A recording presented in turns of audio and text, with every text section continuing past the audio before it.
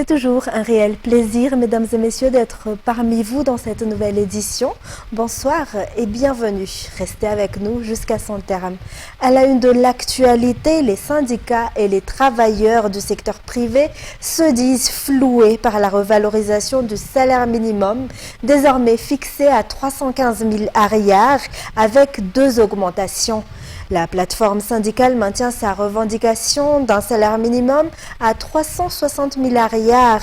Selon elle, le ministère de tutelle n'a ni écouté, ni pris en compte des préoccupations des travailleurs, préférant céder aux pressions des syndicats jugés peu représentatifs et dépourvus de vision à long terme. Reportage. La plateforme syndicale se dit profondément déçue par le décret fixant le nouveau salaire minimum dans le secteur privé. Après plusieurs mois de revendications en faveur d'un salaire minimum à 360 000 arrières, le montant arrêté par le gouvernement s'élève finalement à 315 000 arrières. Les représentants syndicaux estiment avoir été trompés et ignorés. Le salaire minimum fixé ne correspond pas au coût actuel de la vie. Selon la plateforme syndicale, la revendication de 360 000 arrières reposait sur des calculs préalables. Les syndicats, qui avaient déjà annoncé hier à Mazouarive leur intention de descendre dans la rue si leurs revendications n'étaient pas satisfaites, maintiennent leur position. De nombreux salariés du secteur privé restent également sceptiques quant à cette hausse du salaire minimum. Ils craignent notamment que le décret ne soit pas effectivement appliqué et que son exécution ne fasse l'objet d'aucun contrôle. Le nouveau décret fixe à 14% la hausse du salaire minimum dans le secteur privé. À titre de comparaison, la précédente revalorisation décidée sur la présidence d'Ange Radouel avait atteint 25%. Pour les syndicats, cette baisse du taux d'augmentation traduit un recul de la considération accordée aux travailleurs du secteur privé. Ils ont d'ailleurs organisé une marche de protestation à Mazouarive ce jour. 300 000 arrières par mois jusqu'en septembre, puis 315 000 arrières à partir d'octobre. C'est désormais le nouveau salaire minimum dans le secteur privé. Mais ce montant permet-il réellement de vivre à Madagascar? Réponse dans ce reportage. Commençons par le cas d'une personne vivant seule à Antananarivo. La location d'une petite chambre coûte au minimum 80 000 arrières par mois. Pour le riz, il faut compter environ 10 kilos par mois, soit près de 28 000 arrières. Si le dîner est pris à domicile, le budget mensuel est estimé à 90 000 arrières. Quant au déjeuner pris à l'extérieur, il représente entre 3 000 et 7 000 arrières par jour, soit 90 000 à 210 000 arrières par mois. À cela s'ajoutent les produits de première nécessité comme l'huile, le sucre et le sel pour environ 17 200 arrières. Les factures d'eau et d'électricité s'élèvent à près de 35 000 arrières, les frais de transport à environ 36 000 arrières pour 2 trajets quotidiens, tandis que le téléphone et la connexion Internet représentent près de 90 000 arrières par mois. Au total, les dépenses mensuelles d'une personne seule varient entre 466 200 et 586 200 arrières.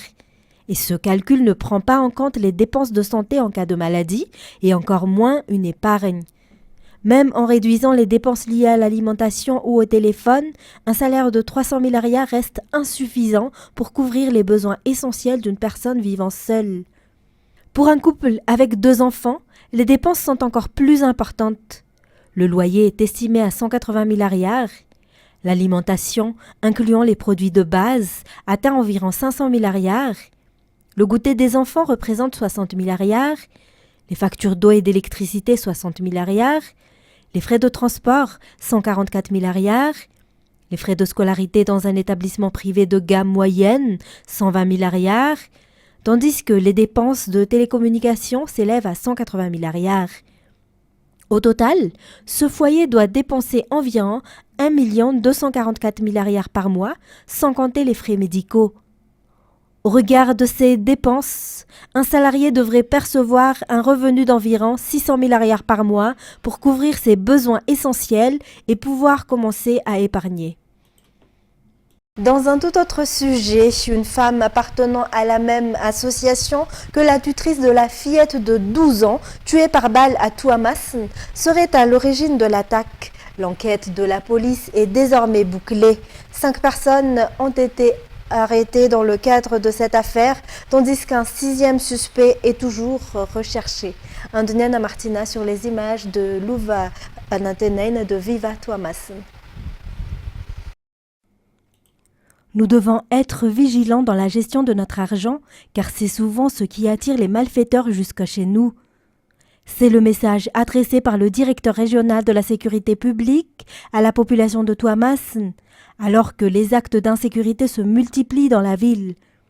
Les 2 dernières fusillades enregistrées avaient tout un mobile financier, notamment celle survenue à Mangarivch, au cours de laquelle une fillette de 12 ans a perdu la vie.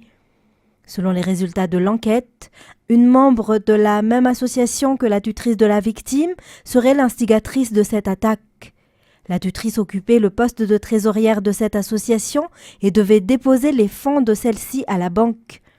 Le matin même du drame, cette femme lui aurait confirmé que l'argent se trouvait bien dans sa possession. Les fonds ont effectivement été déposés à la banque à la mi-journée. Mais dans la soirée, les malfaiteurs sont passés à l'action afin de s'emparer de cet argent, conformément au plan qui aurait été préparé avec leurs complices. 5 suspects ont été interpellés par la police. 2 d'entre eux auraient directement participé à l'attaque à main armée. Un 6e individu, présenté comme le détenteur de l'arme utilisée lors des faits, est toujours activement recherché, selon les autorités. Les 5 personnes arrêtées ont été déférées au parquet ce jour. L'affaire est désormais entre les mains de la justice.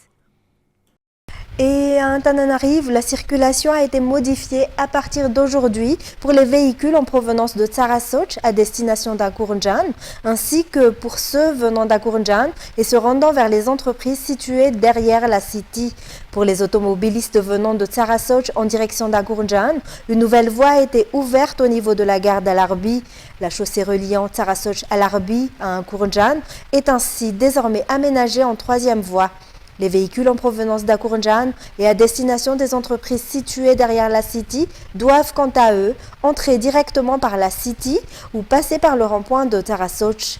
Ces aménagements ont été mis en place afin de fluidifier la circulation et de réduire les embouteillages selon les explications. Du côté d'Antirabé, le club SBC2 de la section Antirabé 1 a remporté le titre de champion régional de Vaknakarach dans la catégorie masculine des moins de 18 ans. Chez les femmes, c'est JEA également Antirabé 1 qui s'est adjugé le titre. 7 clubs issus de différentes sections ont pris part à cette compétition organisée le week-end dernier à Mbatulimp en préparation du championnat de basket de Madagascar. Jameson Ranjanarmanan de Viva Antirabé. Le championnat de la Ligue régionale de basket de Vaknakarach, catégorie U18 garçons et filles, s'est tenu le week-end dernier au gymnase d'Mbatulimp. 7 clubs représentant plusieurs sections de la région y ont participé. Le niveau de jeu affiché par les différentes équipes témoigne du développement du basket dans la région de Vaknakarach. Cette compétition avait pour objectif de préparer les clubs au championnat de Madagascar, mais également de détecter les jeunes talents susceptibles de représenter la région à l'échelle nationale. Chez les hommes, SBC2 Antirabé 1 a été sacré champion régional après sa victoire face à FF Pro sur le score de 49-40. Dans la catégorie féminine, JEA Antirabé 1 s'est imposé largement contre FF Pro 58-30, décrochant ainsi le titre régional. Le prochain rendez-vous est fixé à la fin du mois dans la section d'Antan Foot qui accueillera le championnat régional de Vaknakarach des moins de 16 ans, aussi bien chez les hommes que chez les femmes. Le Portugal s'est imposé face à la Croatie sur le score de 2-1, tandis que l'Espagne a confirmé son statut de favorite en dominant largement l'Autriche par 3-0. De son côté, l'Algérie a été éliminée après sa défaite par 2-0 contre la Russie. Narsan Razakassan et Michel Ragoutsan. Suite des 16e de finale de la Coupe du Monde de foot 2026. L'Espagne, le Portugal et la Russie ont décroché leur qualification pour les 8e de finale après leur victoire enregistrée hier soir et ce matin. L'Espagne a affronté l'Autriche hier soir. La Rora a livré une prestation maîtrisée, dominant les débats du début à la fin. Très en vue, Mikel Oyarzabal s'est offert un doublé, tandis que Pedro Porro a inscrit le 3e but espagnol. Victoire sans appel de l'Espagne, 3-0. Lamine Yamal a quant à lui été élu homme du match. Le Portugal a, en revanche, dû batailler pour venir à bout de la Croatie. Les Croates ont ouvert le score à la 53e minute. Les Portugais ont ensuite égalisé à la 68e minute grâce à un pénalty transformé par Cristiano Ronaldo avant de s'imposer finalement 2-1. Parmi les sélections africaines les plus attendues de cette compétition, l'Algérie n'a pas pu réussir à créer la surprise. Face à une équipe suisse solide et techniquement supérieure, les Fennecs se sont inclinés par 2-0. Au programme de la suite de la compétition, ce soir à 21h, l'Australie affrontera l'Égypte. À 1h du matin, l'Argentine sera opposée au Cap-Vert. Enfin, demain à 4h30, la Colombie défiera le Ghana. Enchaînons avec les actualités internationales. Au moins 21 morts, près de 100 blessés et des dizaines de bâtiments endommagés. Kiev a vécu une nuit d'horreur marquée par la plus vaste attaque russe depuis le début de la guerre. Plus de 500 drones et 74 missiles ont été lancés. Le Kremlin présente ces frappes comme une riposte aux attaques ukrainiennes ayant visé des infrastructures énergétiques. Face à cette nouvelle escalade, Volodymyr Zelensky renouvelle son appel à l'aide aux États-Unis. France 24. L'attaque a duré 11 heures et détruit des immeubles d'habitation entiers. Ici, vivaient de nombreux Ukrainiens, dont certains n'ont pas eu le temps de se mettre à l'abri. Kiev vient de vivre la pire attaque russe depuis le début de la guerre. Au moins 21 morts, près de 100 blessés. Un bilan très lourd qui pourrait encore augmenter. Dans cet autre quartier, les habitants de cet appartement ont cru eux aussi vivre leurs dernières heures. On dormait ici et ça nous a sauvés. D'habitude, on s'assoit près de la porte. Là, l'explosion nous aurait touchés et on serait morts. La nuit dernière, Moscou a envoyé sur la capitale près de 500 drones et 74 missiles. Des frappes que le Kremlin qualifie de réponse aux attaques ukrainiennes qui ont visé des infrastructures énergétiques en Russie. Le président Zelensky, de son côté, assure des représailles et exhorte les Américains à lui rendre visite en Ukraine. Il faut qu'ils viennent pour voir, pour comprendre et pour expliquer au président Trump. Il nous faut plus que des mots. Volodymyr Zelensky espère aussi convaincre les États-Unis de lui fournir des missiles intercepteurs indispensables pour tenir tête à Moscou. Et la canicule a provoqué plus de 2000 morts liés à la chaleur en France, avec une surmortalité qui a principalement touché les personnes âgées de plus de 45 ans. L'Île-de-France figure parmi les régions les plus exposées, illustrant l'impact sanitaire croissant des épisodes de chaleur extrême. France 24. Sur la semaine du 22 au 28 juin, lors du pic de chaleur qu'a traversé la France, la surmortalité a dépassé les 2000 décès. C'est 29% de plus que la période précédente. Il y a eu 2025 décès supplémentaires liés à la canicule la semaine du 22 au 28 juin, comparativement à la semaine d'avant. Une surmortalité qui a surtout concerné les plus de 45 ans. Et cette hausse s'observe quasiment dans toute la France. La région la plus exposée a été l'Île-de-France, avec plus 62% de décès. Vient ensuite le centre Val-de-Loire, avec plus 47%. Une surmortalité constatée dans les EHPAD et dans les établissements de santé, mais surtout à domicile. Les EHPAD ont tenu, les hôpitaux ont tenu. Pour autant, on constate une surmortalité particulière chez les personnes seules, âgées, en ville, qui sont seuls dans leur logement. Et donc moi, je crois que ça doit aussi nous interroger, je le dis en tant que citoyenne, sur la solidarité collective. Des chiffres qui devraient encore évoluer, car tous les décès à domicile n'ont pas encore été enregistrés. Pour terminer, à Gaza, une école de cuisine bombardée par l'armée israélienne et reconstruite 2 fois pendant la guerre rouvre enfin ses portes à la faveur de la trêve fragile en vigueur depuis octobre 2025. Au milieu des ruines et des pénuries, de jeunes chefs palestiniens apprennent à maîtriser leur art malgré la pénurie de matières premières. France 24.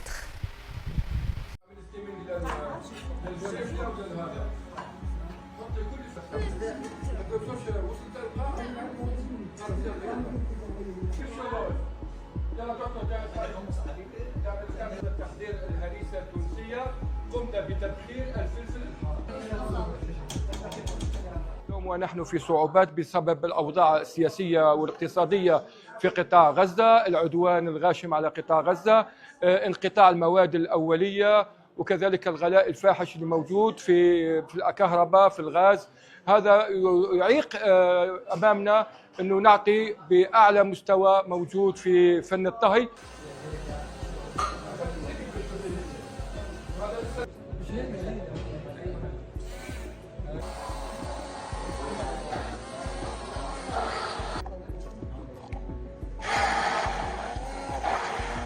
يعني احنا اللي بناخده في الاكاديميه هو يعني في اي مكان في العالم انت بتكوني موجوده فيه بتقدر تطبق الخطوات، الوصفات، التقنيات، يعني بناخذ الاشي باحترافيه عاليه جدا.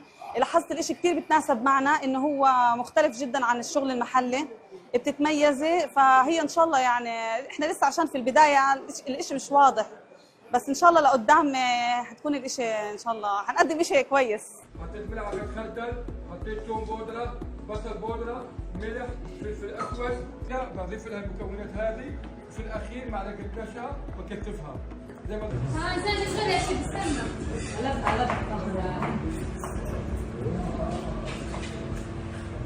هناك إقبال جيد من قبل الطلاب في قطاع غزة في ظل هذه الظروف الصعبة، لأن هناك طلاب لديهم آمال ولديهم أحلام يودون تحقيقها. كذلك هناك فرص عمل حقيقية سواء داخل قطاع غزة أو في الخارج، خاصة في القطاع السياحي، في قطاع المطاعم، الكافيهات المنتشرة في قطاع غزة. كذلك يسعى الطلاب إلى الحصول على شهادة دولية من خلال منظمة وورلد شيفs بباريس تؤهلهم للعمل في المنشآت السياحية خارج قطاع غزة.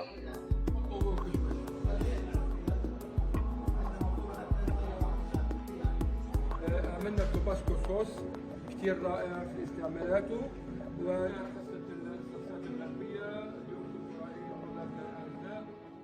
Mesdames et messieurs, c'est la fin de cette édition. Merci à vous de l'avoir suivi.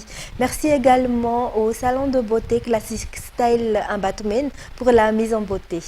Au revoir et à demain pour de nouvelles informations.